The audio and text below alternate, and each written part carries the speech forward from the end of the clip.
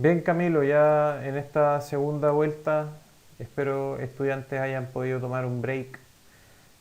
No lo avisamos, pero ahí se van a dar cuenta que tuvimos una pausa a los 60 minutos de grabación. Bien, Camilo, continúa por favor deleitándonos con la salud mental y sus nexos con la kinesiología musculoesquelética.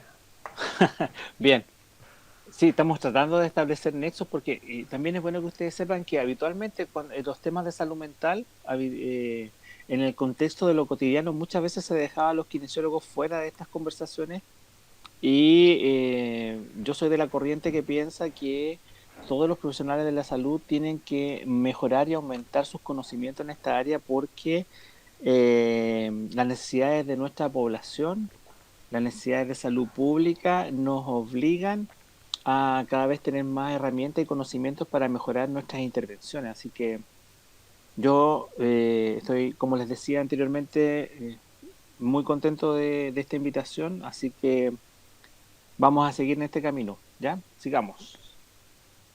Bien, como de alguna forma lo proponía Maturana,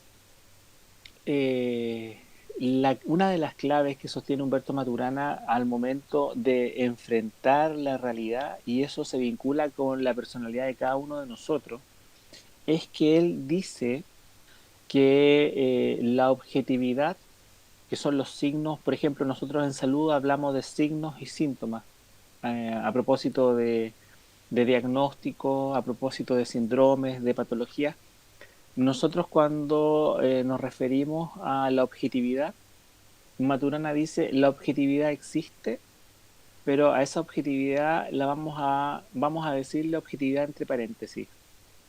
¿Y qué quiere decir eso? Él no habla de lo subjetivo, porque dice que lo subjetivo es una forma de menospreciar la percepción que tiene cada uno de nosotros de la realidad.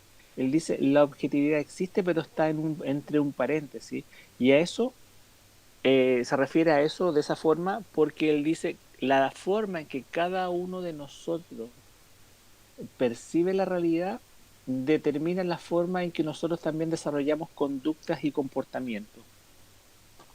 Y esas conductas y comportamientos se traducen en formas de emocionarnos. Y vamos a definir emoción así en forma muy simple, de una forma tal vez más cotidiana, menos técnica. La emoción sería aquella forma que tenemos de vincularnos con el otro, desde el respeto, desde ponernos en su lugar, desde la empatía, desde la asertividad y esa conjunción de elementos, el contexto técnico que le da se llama legítimo otro. O sea que el relacionarnos con otros como legítimos otros nos da la posibilidad de aceptar que cada uno de nosotros es distinto y tiene ciertas potencialidades que pueden generar estos tipos de comunicaciones en lo cotidiano, en donde el lenguaje en nuestra estructura como Homo sapiens sapiens habría sido aquella determinante clave al momento de definirnos como una especie de mayor desarrollo cortical o cognoscitivo que nos permite precisamente generar metacognición, ¿ya? O proceso de darnos cuenta. Entonces, elementos importantes de la propuesta de Maturana en la relación con el otro, o sea, en la relación con otras formas de ser, en la relación con otras personalidades, la objetividad entre paréntesis, o sea, validar cómo cada uno de nosotros ve la realidad y la capacidad de vincularnos con otras personas desde el máximo respeto independiente de su posición política, su posición social, y eso es complejo desde nuestras personalidades. Llevarnos bien con las personas que piensan como uno es bastante, entre comillas, simple, pero llevarnos bien o respetar las opiniones de personas que pueden tener incluso dimensiones patológicas de la realidad es bastante más complejo. Entonces ese es como el desafío que nos propone Maturana para realmente ser seres emocionalmente evolucionados. Bien, entonces una forma que tenemos para demostrar que la realidad es objetiva, entre paréntesis, tiene que ver con esta imagen que aparece acá al frente de ustedes. ¿Qué es lo que ustedes observan en esta imagen? ¿Qué es lo que ven a primera vista? Una cara, ¿cierto? De ¿Ya? una persona mayor que al parecer está, eh, es como bien, puede como que ser, pueden ser dos perspectivas, parece de lo mismo, pero es como una cara que está en la entrada de algún lugar, ¿cierto? Bajo, no sé, Como un portal, ¿cierto? claro, como un portal. eh, y veo también que hay como esto hay como, colinda esta vereda con una calle, ¿cierto? ¿Sí? No recuerdo el material, pero se parece a las calles que están ahí cercano al barrio universitario. Eh, Como un portal español, como que, de esa onda. claro, y veo, no sé, parecen dedos, ¿no? Parecen, no sé, Como un señor que se está tocando su uniforme, que está pareciera, de claro, perfil, claro. ¿cierto? Entonces su mano ahí de alguna forma está precisamente sosteniendo una parte como de lo que podría ser su solapa. Claro, veo un Ya, pájaro parado por allá al fondo también. perfecto. ¿Y ves a una pareja que está en este portal? Ahora estoy viendo otra cosa, estoy viendo a una mujer con un bebé, parece, en el regazo, con una falda, y a un anciano con sombrero, parece que es como campesino, pero Sí, como un, no sí, veo un ninguna campesino pareja. mexicano. Claro, no veo ninguna pareja. Bueno, pero puede ser una pareja, un hombre mayor con una mujer más joven. Ah, sacando rollos. No lo veo. Bueno, pero eso en el fondo, ¿qué es lo que nos demuestra? Que la objetividad en el fondo depende de quién la observa. La realidad depende de quién la mira. Entonces, esto mismo es lo que nos pasa cuando dos personas defienden argumentos distintos. No significa, y eso es lo que dice Maturana, no significa que el otro no tenga la razón, significa que posiblemente él esté viendo otra parte de la realidad. Entonces, obviamente, si cada uno de nosotros ve una parte de la realidad y cada uno piensa y siente que tiene la razón, va a ser complejo que podamos llegar a algún acuerdo. Entonces, eso es como una propuesta al momento de observar a nuestros pacientes, a nuestros usuarios. Muchas veces nosotros, por ejemplo, por afinidad, nos vamos a llevar muy bien con algunos de nuestros pacientes y también, y eso tiene que ver con nuestras historias y nuestras experiencias, no solamente la historia y la experiencia de nuestros pacientes o nuestros usuarios son importantes. Cuando nosotros nos vinculamos con las personas, las historias de cada uno de nosotros también resuenan. A veces, y eso se llama proyección. El psicoanálisis estudia esa área que también tiene que ver con una forma de vincularnos con la personalidad del otro. Nosotros tendemos a llevarnos de mejor forma con personas que o son muy parecidos a nosotros o personas que de alguna forma tienen elementos que a nosotros nos gustaría tener en algún futuro o nos gustaría desarrollar como alguna temática en algún momento.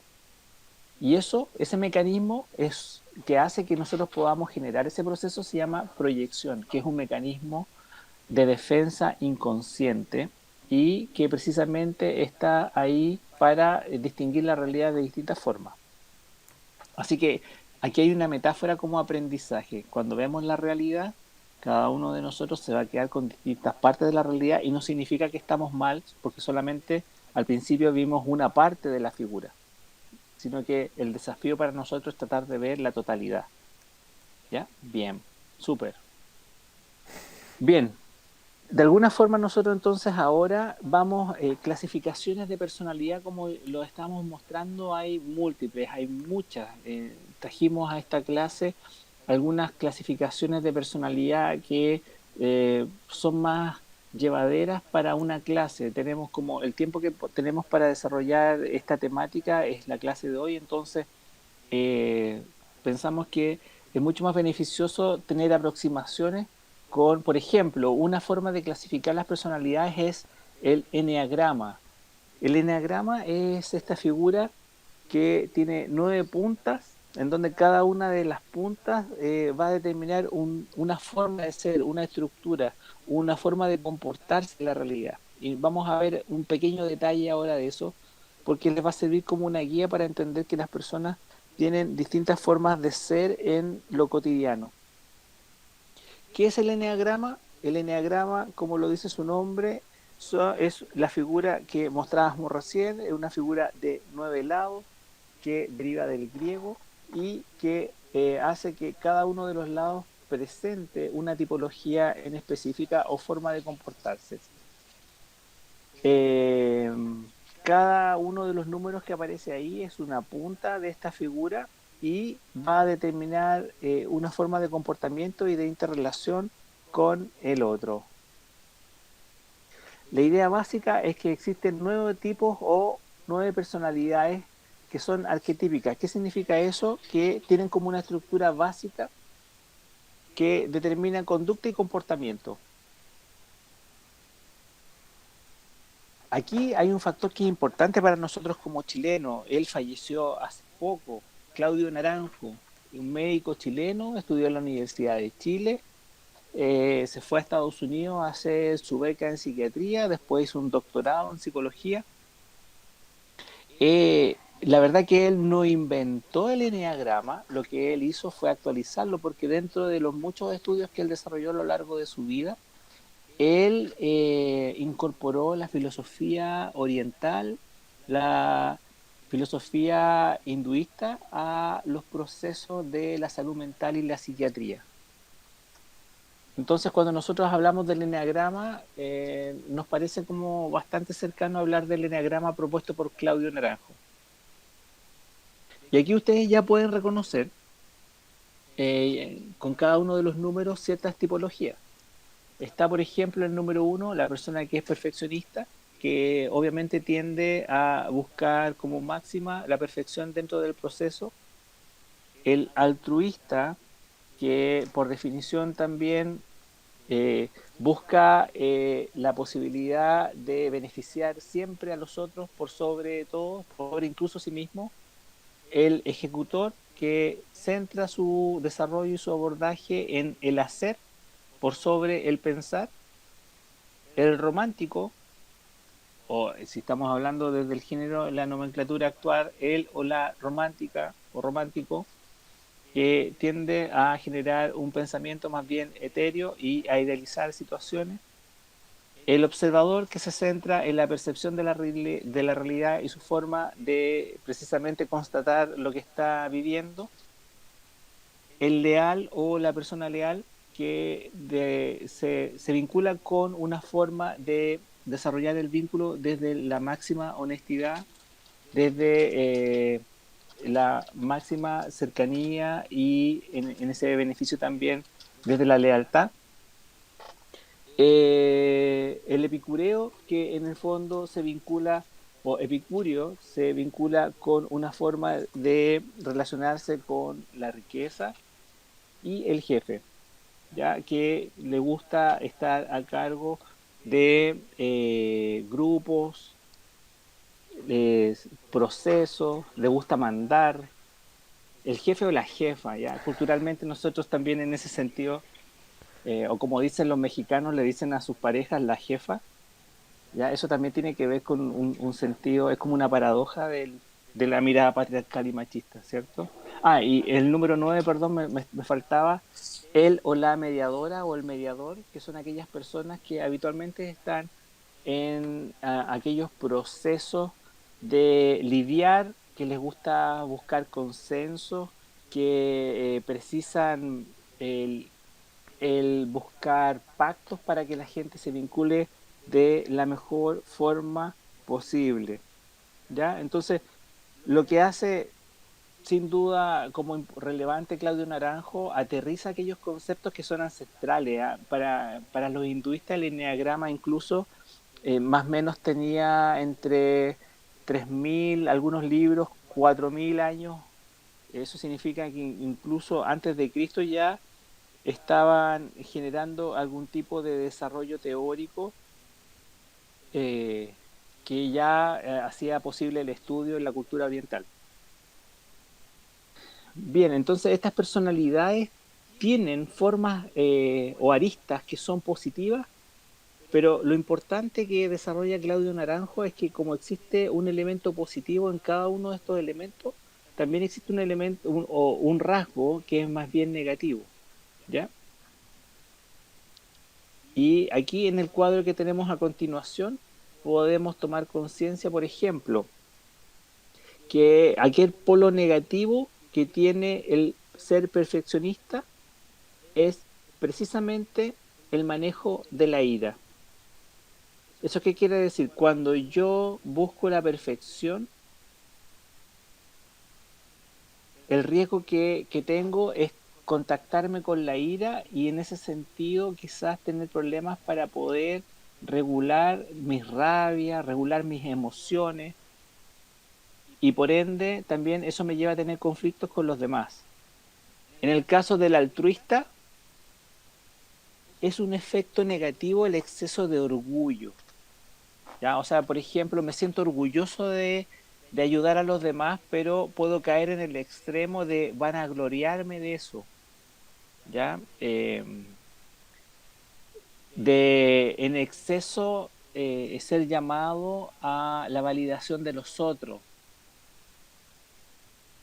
Si nosotros, por ejemplo, nos conectamos con el ejecutor, con la persona que está orientada al hacer, la la vanidad de hacer en exceso, sentirme más importante que el resto. Si nos vinculamos con el romántico, la envidia, ¿ya? O sea, como la percepción, esta percepción etérea que yo tengo de la belleza, o no solamente con otros o con otras, sino que también envidiar lo que otros tienen y que yo no puedo tener. En el número 5 el observador con la avaricia. Observo, pero empiezo a desear lo que el otro tiene y después cuando yo lo tengo tampoco lo quiero compartir, incluso yo quiero tener más. El leal, el gran conflicto del número 6 sería el miedo. El miedo a que me pase lo que yo no hago con las personas con las cuales yo soy leal. Entonces, ese miedo también se puede transformar en una cosa paranoide, una cosa temerosa, fóbica en relación con los otros y me puede llegar a inundar de tal forma que yo pueda ser tremendamente desleal, como una polaridad invertida. Del epicurio, de esta persona que tiende a ostentar, que no le falta nada, que es rico en conocimientos, puede ser rico también, voluptuoso, voluptuosa, desde la emoción, desde la corporalidad, la gula, ¿ya? Como polo negativo, donde se podría expresar aquella alteración de este rasgo que en lo positivo se transforma en algo negativo. El número 8 que tiene que ver con el jefe, la lujuria, ¿ya? O sea, como el poder, de alguna forma, de estar a cargo, y eso basta con revisar la historia, con revisar las noticias, en cómo el poder y la lujuria van habitualmente juntos, y no piensen solamente en una jefatura, sino que piensen en la capacidad de administrar poder, el poder del conocimiento también, puede generar la estimulación de las pasiones, en ese sentido lo propone Naranjo. Y en último elemento, como el mediador puede desde su polo patológico llegar a ser indolente si es que no pierde aquella capacidad adaptativa o flexible ante los distintos procesos de la vida. Entonces, en resumen, el enneagrama nos muestra estas 9 estructuras o formas de ser, donde lo que Claudio Naranjo haría, por ejemplo, sería, buscaría, para esto ustedes chicos pueden encontrar, quizás podemos hacer eso también, lo podemos dejar en algún tipo de link con el profesor, yo les puedo subir alguna pauta para que ustedes se autoevalúen y puedan poder ver cuáles son sus pros y sus contras a propósito de esta autoevaluación desde el enneagrama y así darse cuenta si es que coinciden o no coinciden en base a un cuestionario que tienen que responder en línea. Y es una buena forma para conocernos y también para entender cómo cualquier conducta o rasgo positivo en extremo se puede también transformar en algo negativo. ¿Ya? Eso es importante a propósito de esta clase. Nosotros lo que hacemos en lo cotidiano cuando nos vinculamos con las personas desde sus distintas formas de ser, nos vamos a vincular ya sea con los aspectos positivos que están acá o con los aspectos negativos que están acá y de alguna forma lo que hacemos si somos personas sanas, tratamos de vincularnos con esta situación promedio que nos dejan las relaciones con los otros. Lo patológico, vayamos a lo patológico desde la personalidad. En salud mental, en psiquiatría, existe el concepto de los manuales diagnósticos para definir cuando una persona tiene un rasgo de personalidad y aquí estos usuarios, estos pacientes o en el enfoque norteamericano, estos clientes que ustedes van a recibir en más de alguna ocasión, si tienen un trastorno en la esfera de la personalidad desde el punto de vista psiquiátrico, lo van a tener que catalogar los clínicos que los reciban y los evalúen en base a esta nomenclatura. Los manuales diagnósticos que apuntan hacia los diagnósticos de tipo patológico del área de la salud mental. Desde esta mirada, existen tres grandes grupos en psiquiatría que hablan en base a las características de personalidad. Tenemos los paranoicos, aquellas personas desconfiadas, los esquizoides, que son algunas personas que evitan el contacto social y tienden a lo individual, y los esquizotípicos que de alguna forma eh, tienen conductas bastante, se llaman conductas particulares, especiales, muchas veces la forma de vestir o en el lenguaje que llaman la atención. Es como el grupo, entre comillas, durante mucho tiempo la gente popularmente los conoce como personas raras, ¿ya? Por su forma de vestir o por su forma de vincularse o porque son muy desconfiados. Ese sería el grupo A. También se llaman clúster en psiquiatría. Luego está el clúster B, donde están personas que son muy llamativas. Están los histriónicos, los que les gusta llamar la atención, los narcisistas, que sienten que son lo más importante y el centro del universo, los y los antisociales, que de alguna forma, aquí hay varios subtipos. Dentro de los antisociales ustedes se van a encontrar a los que tienden al aislamiento, pero también se van a encontrar a los antisistemas. Ojo ahí, porque los antisistemas forman parte de un grupo patológico más complejo, que no solamente implica un rasgo de personalidad, sino que implica un trastorno psiquiátrico más profundo, como personalidades antisociales o disociales. Y las personas límite o trastornos límites de la personalidad, también conocidos como borderline, que son personas que establecen relaciones amor-odio, que muchas veces están muy felices, muy contentos y en un momento determinado algo no es como ellos quieren o como ellas quieren y se tornan y se van al polo opuesto. Perdón. Y luego están en el clúster C o grupo C los obsesivos compulsivos. Cuando tienen una idea fija, un pensamiento fijo, el obsesivo tiene una idea fija en la cual siempre está reflexionando, y cuando es obsesivo compulsivo es porque lo lleva a la acción. Hay personas que son obsesivas y hay personas que son obsesivas compulsas. Compulsivo significa llevar a la acción aquella idea que yo tengo. Están las personas dependientes, que son aquellas personas que tienen un rol muy pasivo, que requieren siempre de otro para funcionar o de otra. Y las personas que tienen conductas por evitación.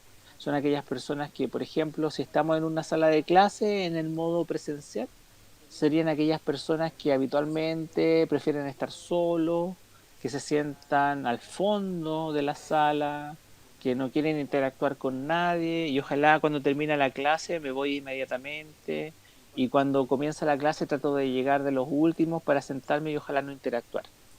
¿Ya? Eso son, obviamente aquí ya estamos hablando de trastornos de la personalidad. Entonces, una buena pregunta que ustedes se deberían estar haciendo, ¿cuándo una persona tiene un trastorno? Lo dijimos cuando comenzamos el primer bloque, cuando los rasgos de personalidad se acentúan. ¿Cuál es la noticia positiva?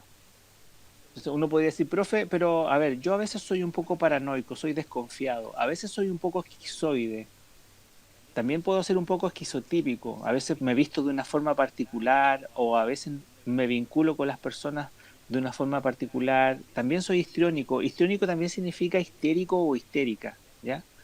También a veces soy muy narcisista, creo que soy bacán, me siento muy bien, hago todo yo súper bien, o también puedo ser antisocial o muy borderline, muy limítrofe. También puedo ser obsesivo, compulsivo, puedo ser dependiente o evitativo. Recuerden, por favor, eso, que las personas normales podemos tener cada uno de estos elementos en distintos momentos del día o en distintos momentos de la semana o en distintos momentos del mes o en distintos momentos del año. Lo que hace que nosotros seamos personas normales es porque funcionan como rasgos. Así como aparecen, se van. Lo patológico tiene que ver en cuando estos rasgos se instalan en la vida de nosotros y empezamos a vivir en el día a día con uno o dos rasgos constantemente. ¿Ya? Eso es como un dato súper importante. Muchas gracias. Se entiende. ¿Ya? ¿Se entiende? Ya, buenísimo.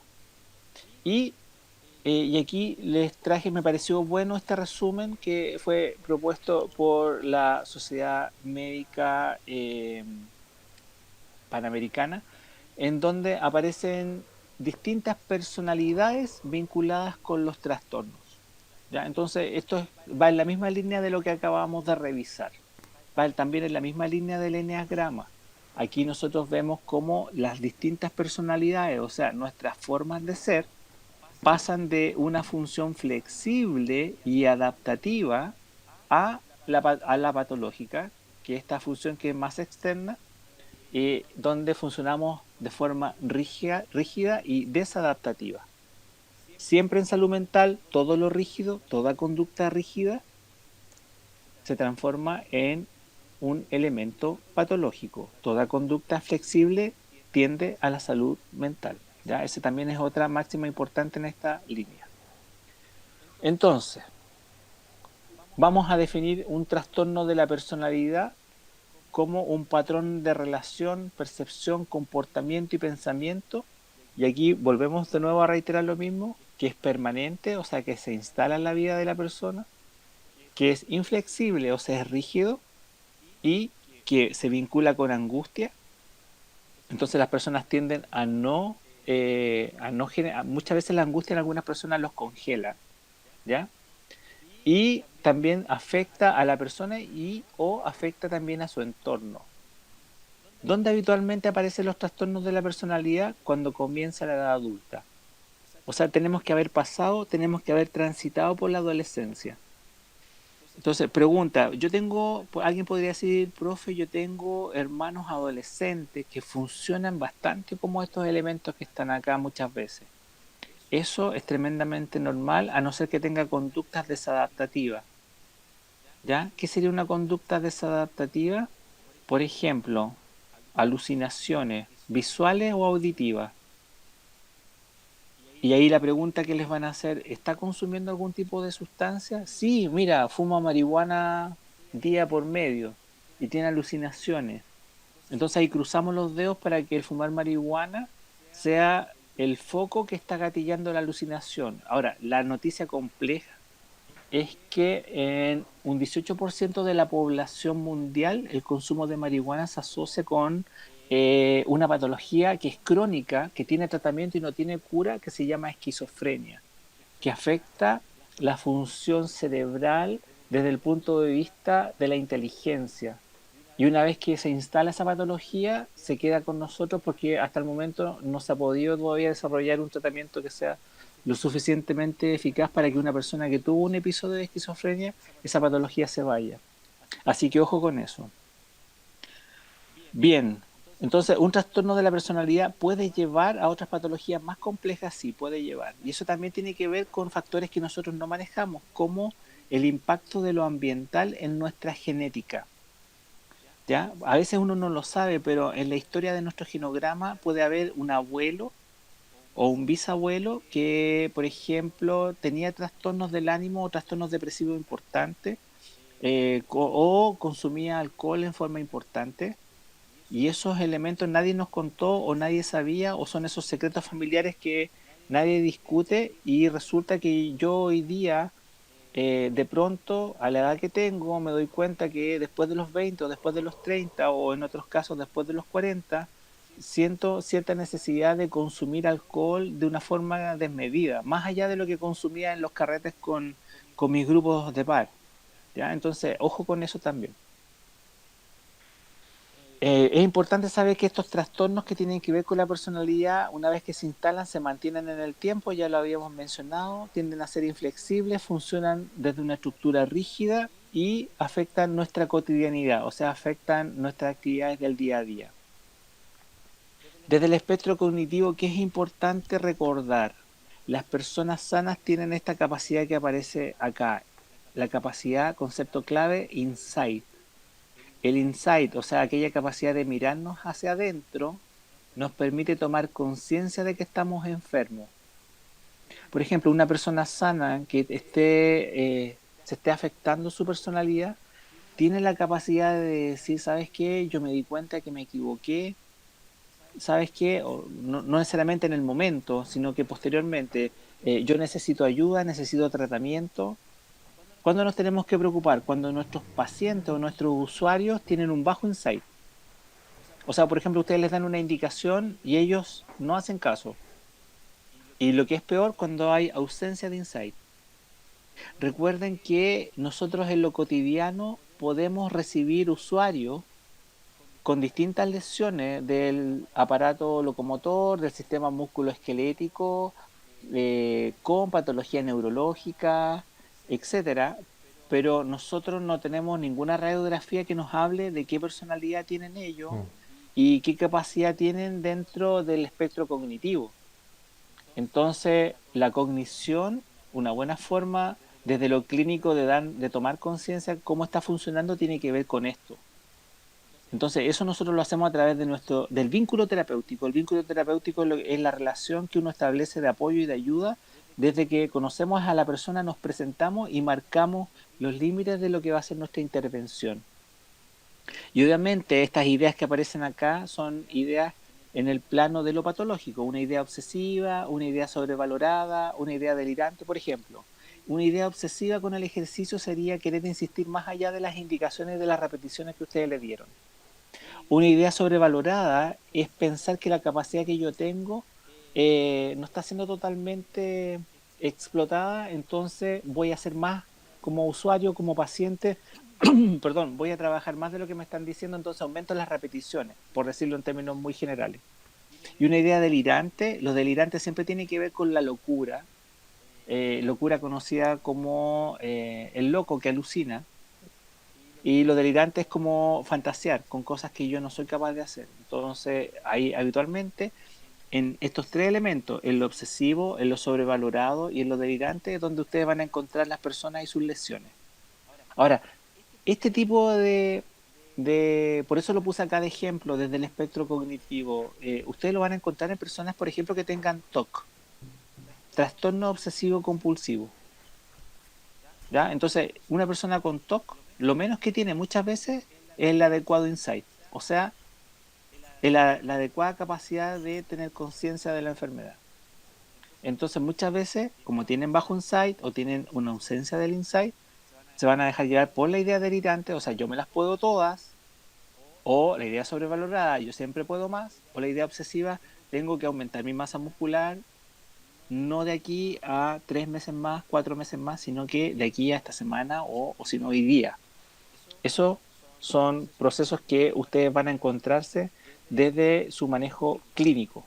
Algo que se da mucho, Camilo, en el área clínica, por lo menos donde yo trabajo, eh, es muy común encontrar deportistas, ya sea, Ah, sí, eh, sí. ya sea aficionados y también profesionales, que cuando inician su proceso de rehabilitación quieren todo rápido, quieren todo Sí. ahora ya.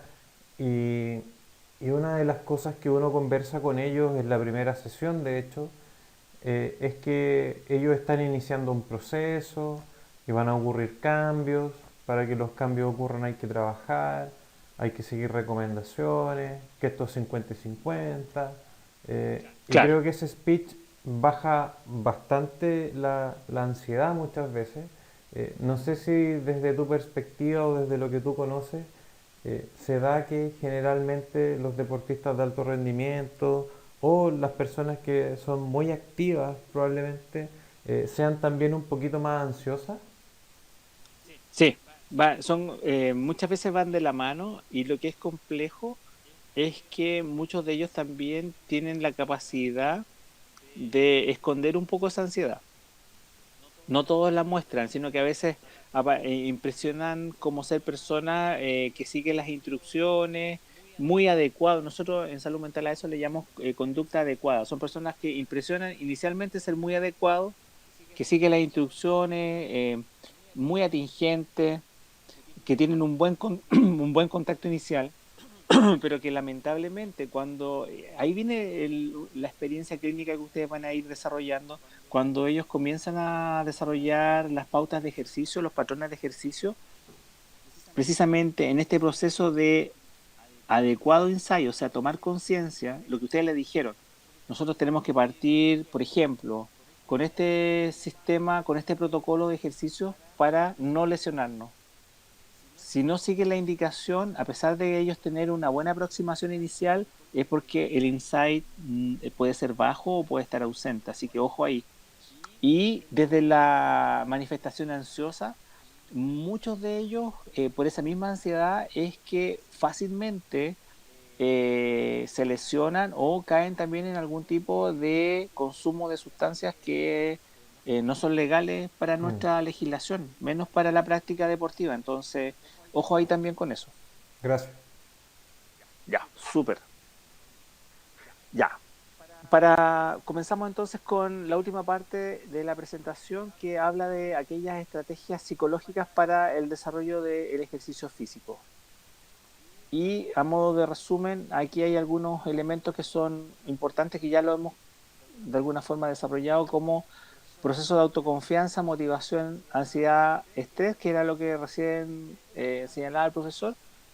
Estos elementos, según la propuesta de Buceta, que un español que lo desarrolló y lo ha ido perfeccionando con el tiempo, él sostiene que precisamente el rendimiento deportivo tiene que ver no solamente con el aspecto del funcionamiento general en lo corporal o lo motor, sino que también tiene que ver con otros aspectos Mm, como el estado emocional, con aspectos cognitivos, como lo hemos visto en esta presentación de hoy día, con la salud física general, con el funcionamiento general de la persona y si ustedes quieren, por ejemplo, el ajuste y la salud mental. Sí o sí los aspectos de salud mental en los protocolos norteamericanos y europeos están considerados como parte de hecho, en muchas instituciones en el extranjero para desarrollar cualquier protocolo de intervención desde el punto de vista del ejercicio físico, se solicita a los usuarios evaluaciones en el área psicológica, psicoemocional, emocional ocupacional. Esos son como los lineamientos para poder generar la mejor intervención. Dentro del funcionamiento psicológico también es importante entender lo siguiente.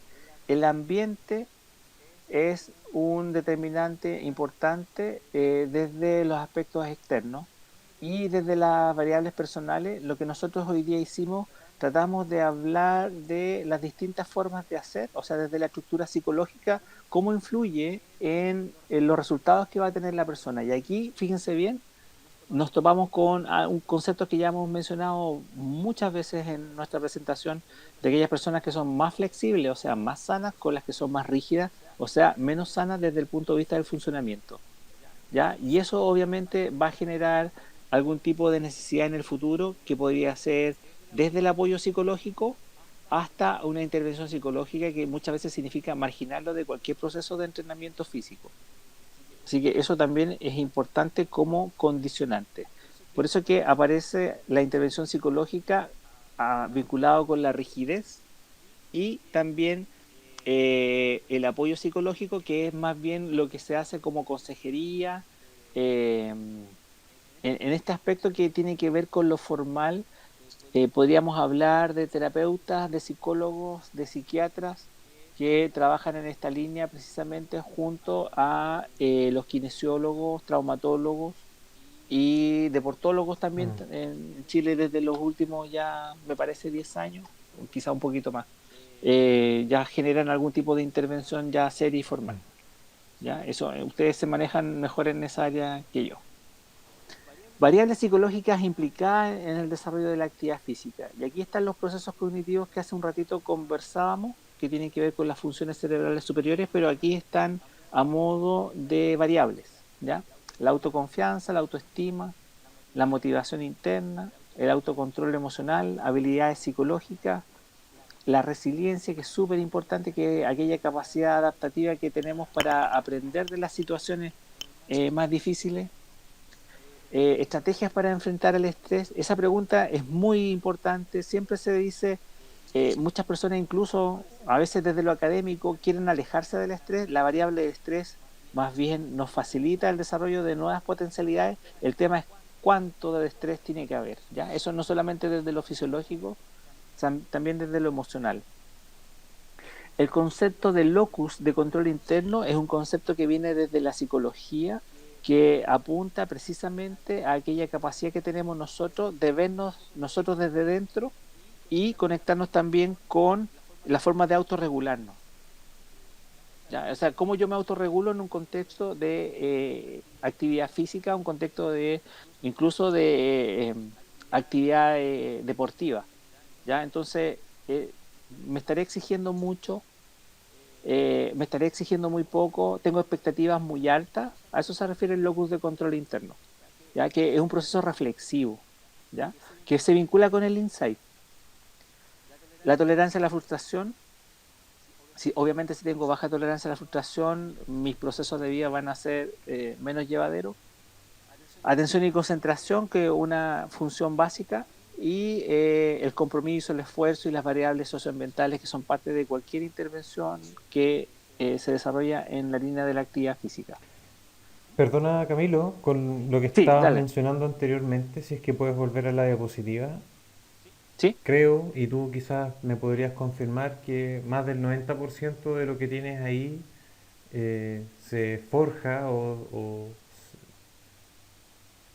sus bases más bien se establecen quizás en los 3 primeros años de vida, ¿no? sí, claro, sí, exacto. Eh, Mira, sí, y en algunos casos cuando no se forja, sí se inicia su desarrollo y están vinculados directamente con el concepto de apego que vimos hoy día. Apego sano mediante el vínculo, Ya. que nosotros hoy día pudimos precisar en la primera parte de la clase que se vinculaba incluso desde antes del nacimiento. Entonces, la forma en que las madres nos contienen o las cuidadoras nos contienen en esa primera etapa es clave. ¿Ya? Así que sí, sí, está bien lo que estás diciendo. Gracias. Ya. Síntomas de alteración psicoemocional. O sea, aquí tenemos aquellos elementos que tenemos que poner ojo cuando nuestros pacientes o nuestros clientes o usuarios de alguna forma respondan desde estas dimensiones. Problemas de atención. Le doy la indicación y la persona no sigue las indicaciones como yo se las doy. Bajo rendimiento deportivo o bajo rendimiento en el ejercicio físico. Dudas constantes o permanentes sobre la capacidad. Miedos. Y cuando hablamos de miedos también agréguenle ahí el concepto de irracional. Sensación de bloqueo mental. A esto podemos vincularlo con la ansiedad o la angustia que había señalado también el profesor hace 2 diapositivas atrás. La impulsividad, o sea, problemas para manejar mis impulsos. Sensación de baja energía o anergia, ya, o sea, como que no tengo la capacidad de moverme a pesar de yo querer hacerlo. Molestias y lesiones musculares, encerrarse en sí mismo, autocrítica negativa, ya esa autocrítica en donde las personas terminan diciendo que son lo peor, que nunca lo van a lograr, que también habla de una muy baja tolerancia a la frustración.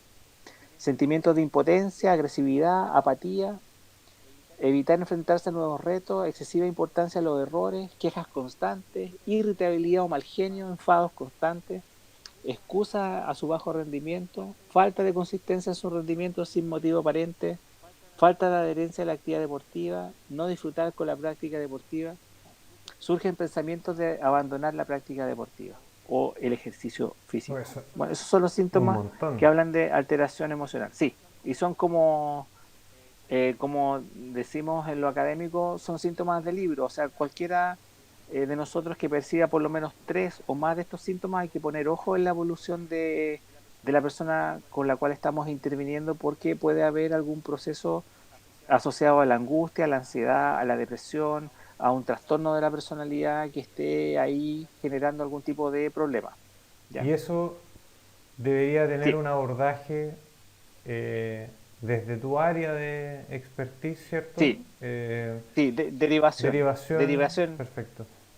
salud mental, derivación, psiquiatría, derivación, psicología, cualquier tipo de derivación en la esfera de la salud mental.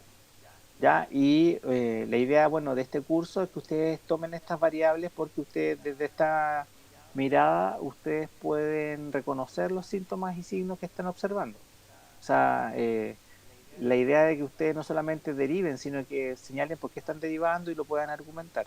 Por eso es que están acá los síntomas presentados para ustedes. Gracias. ¿Ya? Las variables psicológicas implicadas en la actividad física deficiente, o sea, lo que en el deporte se señala como débil mentalmente, ¿ya? Se refiere como a una pérdida de la capacidad de autoconfianza baja o poco estable, estrategia ineficaces de control del estrés, variables socioambientales, baja autoestima, inestabilidad emocional, baja motivación interna y falta de habilidades psicológicas. ¿Ya? Eso en el entrenamiento deportivo, este concepto de débil mentalmente es muy habitual en los procesos generados en los deportistas que tienen de un rendimiento medio hacia alto, como un concepto que viene de las escuelas españolas de trabajo deportivo. ¿Ya? Y precisamente apelan a estas dificultades vinculadas con las variables psicológicas de poder enfrentar de mejor forma el ejercicio. Imagino que muchos también se deben boicotear, auto Sí, boicotear. y eso precisamente se llama auto boicot.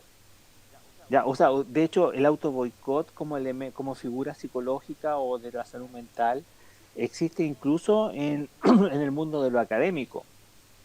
Por ejemplo, pues, sin ser latero, un alumno, más de lo que uno puede ser, un alumno, por ejemplo, que estudia a última hora, que entiende bien la materia, eso está dentro de lo que es un auto boicot desde la mirada de la psiquiatría y la salud mental.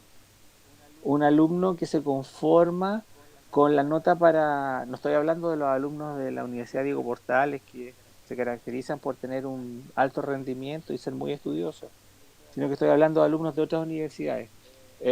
Alumnos que se quejan, o sea, perdón, que habitualmente, claro, sí, se quejan de no poder entender nada, y estudiando tal vez muy poco logran aprobar las asignaturas con la nota justa.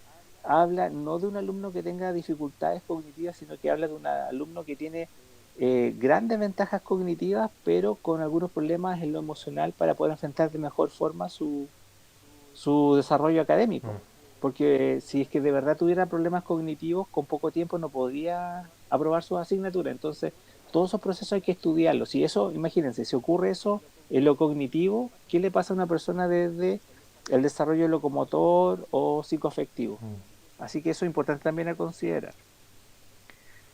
Consecuencias de la alteración psicoemocional: bajo rendimiento deportivo, logro y resultados deportivos por debajo de lo esperado, no disfrutar con la práctica deportiva. Esto es súper importante. Si ustedes se dedican al deporte de frentón, cuando en este caso sus clientes, sus deportistas, no lo están pasando bien, eso nos debería llamar la atención profundamente, ¿ya? Y debe llamar la atención del equipo médico. Piensen que en Chile no todos los equipos de las instituciones deportivas cuentan con apoyo desde la mirada de la salud mental, ¿ya?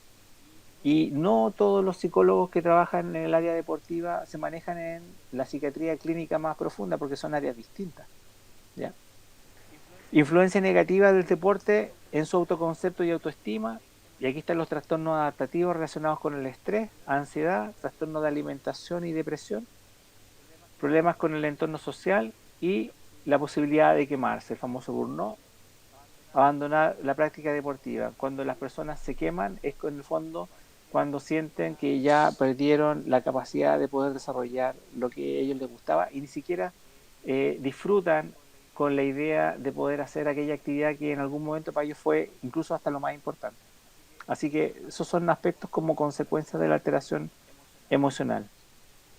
Y aquí tenemos como la escalada que van a ver, alta presión. Siempre voy a insistir que la alta presión no es la que genera los procesos patológicos en las personas. La alta presión vinculada con una baja confianza en sí mismo, lo que nosotros ya sabemos que se puede reducir en algún problema de autoestima que está dando vueltas ahí o de autoconcepto, estrategia inadecuada en la gestión del estrés, bajo rendimiento, ansiedad, burnout, abandono de la actividad deportiva. Y eso es como una historia bastante habitual, ¿ya? Para que ustedes también lo sepan y lo vayan considerando. La evaluación de la situación de cada uno de los usuarios, clientes, pacientes, deportistas, tiene que ser siempre desde el vínculo de la relación de respeto, como decía Humberto Maturana, la relación con el otro como legítimo otro, desde el respeto más profundo, hacer una recogida de la información, ojalá lo más acabada posible, desde la mirada de la salud nuestra, una muy buena anamnesis que recoja toda la historia de la persona a la cual vamos a intervenir y la entrevista personal, ojalá pesquisar estos elementos, cómo maneja el estrés, la influencia de la evaluación del rendimiento, y ahí hay distintos espacios donde se busca de alguna forma determinar en base a un screening de los distintos potenciales de la persona en distintas áreas de acuerdo a el deporte o la actividad física que esté desarrollando. Muy importante la motivación que tiene, la habilidad mental en términos de desarrollo cognitivo básico, funciones cerebrales superiores, las que ya describimos, memoria, atención, concentración, cálculo matemático, lenguaje y comunicación, y en aquellas tareas que tienen que ver con otros, qué pasa con la cohesión con el equipo, ¿ya? Porque los factores de personalidad habitualmente también se expresan, nuestros factores de personalidad siempre se expresan con otros, nuestros rasgos de personalidad se expresan con otros. Considerar diagnóstico que la persona trae. Nosotros, bueno, esta asignatura tiene que ver precisamente con vincularnos con diagnósticos también en el área del desarrollo del ejercicio, para eso ustedes son los expertos. Es muy importante también, en base al diagnóstico que nosotros tenemos, comunicar ese diagnóstico a nuestros usuarios, nuestros pacientes, y cómo se va a planificar el trabajo a realizar. Esto es parte de una estructura, ¿ya? Que la persona sepa, y eso se hace con el mismo sentido que se hace en rehabilitación, pero acá se hace con el compromiso para que la persona, en el fondo, se comprometa a la intervención que vamos a realizar. La intervención, van a haber siempre intervenciones que son a corto plazo, especificar bien cuáles son los objetivos, y intervenciones a mediano y largo plazo, ¿ya? Y eso también es importante porque nos permite objetivar tiempos, logros, planes de mejora, los procesos de mejora continua que también hoy día se desarrollan en el área del deporte. Eso también es importante considerar. La intervención en sí va a depender, por ejemplo, si estamos hablando a nivel de entrenamiento o de competición, y aquí están cosas que son parecidas al área de desarrollo clínico, adherencia al entrenamiento. En el área clínica nos preocupamos de la adherencia al tratamiento, aspectos técnicos que tienen que ver con el desarrollo de cada disciplina, los objetivos del entrenamiento y la evaluación. Todo lo que se interviene se debe evaluar y todo lo que se evalúa se reevalúa. Esa es como una máxima en cualquier área de la salud que tiene que ver con el trabajo terapéutico, ¿ya? En el caso de ustedes desde la mirada kinésica. La competición, saber que siempre hay un periodo que es precompetitivo, de precompetición, la competición en sí, y el periodo de postcompetición que tiene que ver con aquellos procesos de, de refuerzo. Aquí hay también intervenciones que tienen que ver con la nutrición, que está también considerada en este curso. que se dan transversalmente cada una de las etapas que aparecen acá, entonces es tremendamente importante que ustedes lo vayan considerando. Y aquí, para terminar, eh, es un chiste, pero en el fondo es un chiste un poco reflexivo que tiene que ver con los afectos que hemos hoy día mencionado mucho a propósito de la personalidad. Dice, y cuando su madre le dijo que nunca sería campeona olímpica de gimnasia, ¿cómo se sintió? ¿Ya? Más bien que un chiste, es una invitación a pensar en qué nos pasa a cada uno de nosotros con la realidad que tenemos que enfrentar y a validar la posibilidad que tenemos para hacer en la vida lo que nosotros queremos por sobre las dificultades. ¿Ya? Y Muchas gracias, sería nuestra presentación de hoy. muchas gracias Camilo. Creo que nos has entregado información eh, muy valiosa que muchas veces nosotros obviamos o a veces eh, sencillamente no consideramos en nuestra evaluación.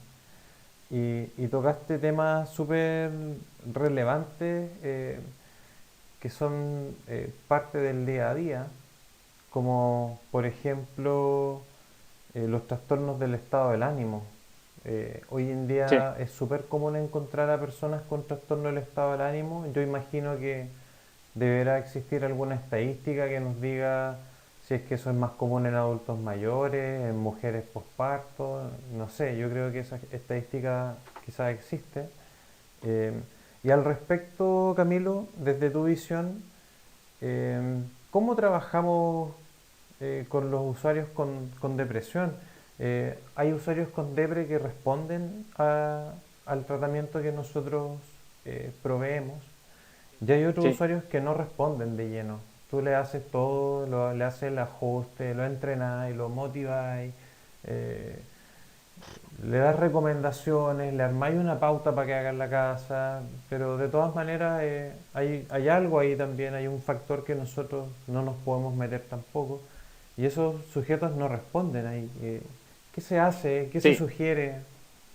Sí, la sugerencia para hacer intervenciones en la línea de los trastornos del ánimo, eh, bueno, en primer lugar tiene que ver con si la persona está cursando una situación aguda, esa persona necesita de apoyo farmacológico, sí o sí. Ya. O sea, ¿qué significa? Una persona con un cuadro depresivo en etapa aguda necesita de antidepresivo.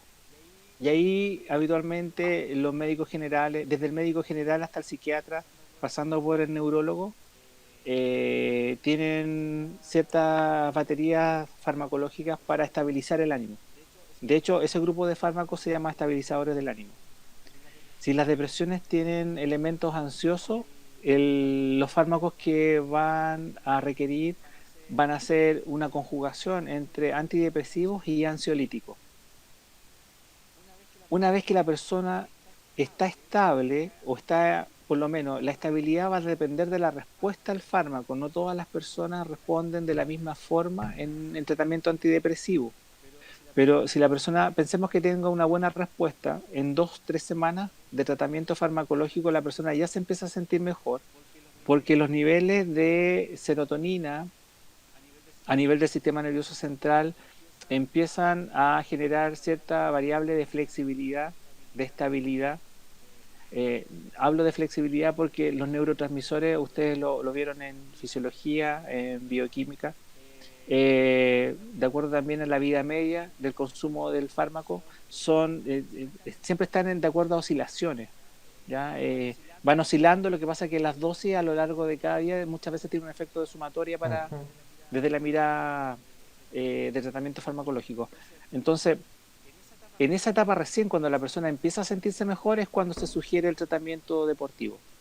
Por ejemplo, si una persona está con un cuadro depresivo y comienza eh, como apoyo el tratamiento de ejercicio, que también es un tratamiento en esa línea terapéutica, se corre el riesgo de que por su baja tolerancia a la frustración, por su labilidad afectiva, estoy hablando de síntomas y signos propios de las personas con depresión, si la persona se mezcla eso, lo más probable es que no quiera volver porque lo más probable es que ella siente que o su organismo no responde o está tan lábil emocionalmente que no quiere estar ahí, no quiere estar con otros, no quiere vincularse con otros. Entonces, incluso yo podría decir que en el caso de algunos pacientes, algunos usuarios, está contraindicado comenzar el ejercicio en esa etapa. Si la persona, usted, porque además, a ver, hablamos de personas con trastornos de depresión, pero la depresión tiene múltiples representaciones dependiendo también de la forma de ser de cada uno. Entonces, hay personas que tienen quizás una depresión no muy profunda, y esa persona que comenzó el tratamiento, a lo mejor con una semana ya se está sintiendo mejor y quiere comenzar el ejercicio físico, pero hay un proceso que tiene que ver con la voluntad, quizás en ese caso sí va a ser va a estar bien recomendado, pero no en aquellas personas que ustedes se dan cuenta que por los síntomas agudos, lo único que quiere es estar en la casa o en la cama sin hacer nada. Entonces, siempre privilegiar eh, algún proceso de tratamiento farmacológico que regule esa parte aguda para que la persona pueda comenzar algún proceso terapéutico. De hecho, desde la mirada de la psicología, cuando las personas están en una fase muy aguda, los psicólogos o los psicoterapeutas tienen que esperar también para poder hacer intervención en esa línea porque es refractario a cualquier proceso de insight o de toma de conciencia. Perfecto. Otro tema importante y eso para la depresión en términos generales, pero es súper importante que también les diga esto a propósito también de la experiencia que tengo en geriatría. Muchos cuadros depresivos en los adultos mayores no se expresan como la habilidad afectiva, no se expresan como llanto fácil. En Mm, los adultos mayores y en los adolescentes cuando están con depresión ocurre lo que se llama la expresión polar del síntoma, que significa que la persona con depresión lo expresa a través de la rabia o de la irritabilidad. Entonces, dicho en simple, el fin de semana fuimos a visitar al abuelito o a la abuelita y estaba solo y estaba súper mal genio. Entonces, la tendencia de muchas familias que no tienen los conocimientos que tienen ustedes hoy día es decir, pucha, que lata, no vengamos más a ver al abuelo, que fome que está así, qué mala onda, está muy mal genio, mejor vámonos. Muchas veces lo que se esconde detrás de esa irritabilidad es un trastorno depresivo encapsulado, solapado, que tiene que ver con procesos de duelo o situaciones más complejas. ya, perfecto. Eh, ¿Cómo logramos más adherencia en los usuarios? Que yo he leído artículos muy ligados a nuestra área que plantean que para que los usuarios se adhieran mejor a los programas de ejercicio, es muy útil entrenar con ellos, por ejemplo. Sí, Eh, sí. Desde tu visión, dentro de lo que los kinesiólogos podemos hacer, eh, ¿qué nos recomendaría incorporar quizás en nuestra práctica desde el día uno con el paciente? No sé. Sí, eso que tú describes, de que es entrenar con los pacientes o con los usuarios, se llama modeling o estrategia de modelaje, que es lo mismo que se ocupa con los niños en la etapa de la primera infancia. Cuando nosotros queremos instalar conductas en los niños, primero lo hacemos nosotros para que ellos nos imiten. Eh, a ver, la clave desde la mirada, les voy a responder desde la mirada de la salud mental, que cuando uno dice desde la mirada de la salud mental, pero en el fondo es lo que puede ocupar cualquier profesional de la salud o de la ciencia social. La clave para cualquier trabajo terapéutico va a ser siempre el vínculo. Y el vínculo terapéutico tiene que ver con aquella relación de confianza que yo tengo la capacidad de establecer con la otra persona. Y esa capacidad que yo tengo de establecer confianza habla de una postura que debe estar sí o sí siempre.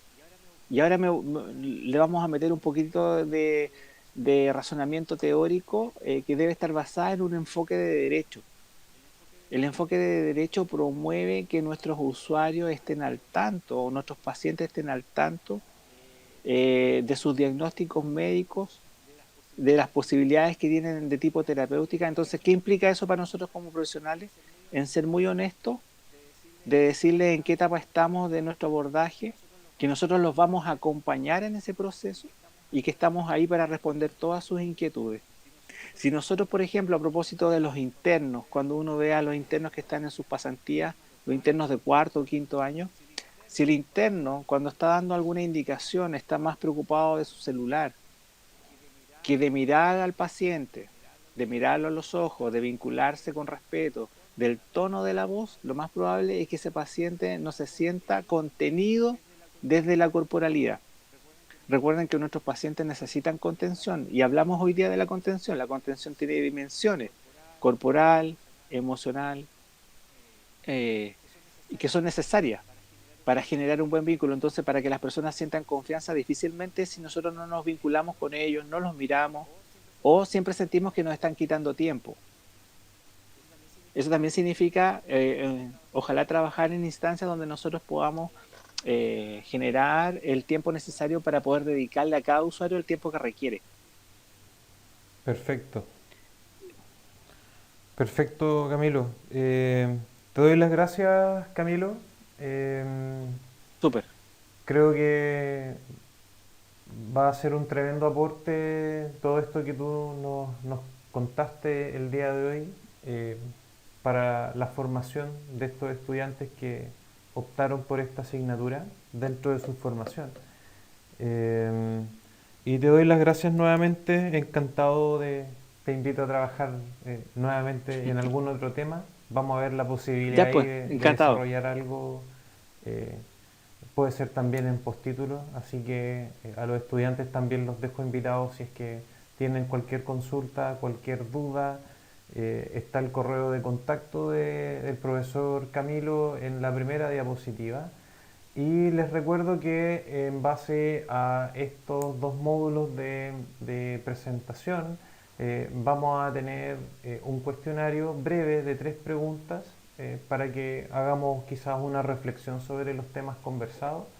Eh, y va a haber un foro en donde ustedes pueden plantear sus dudas, sus preguntas, cualquier inquietud, que va a ser respondido precisamente por el profesor Camilo.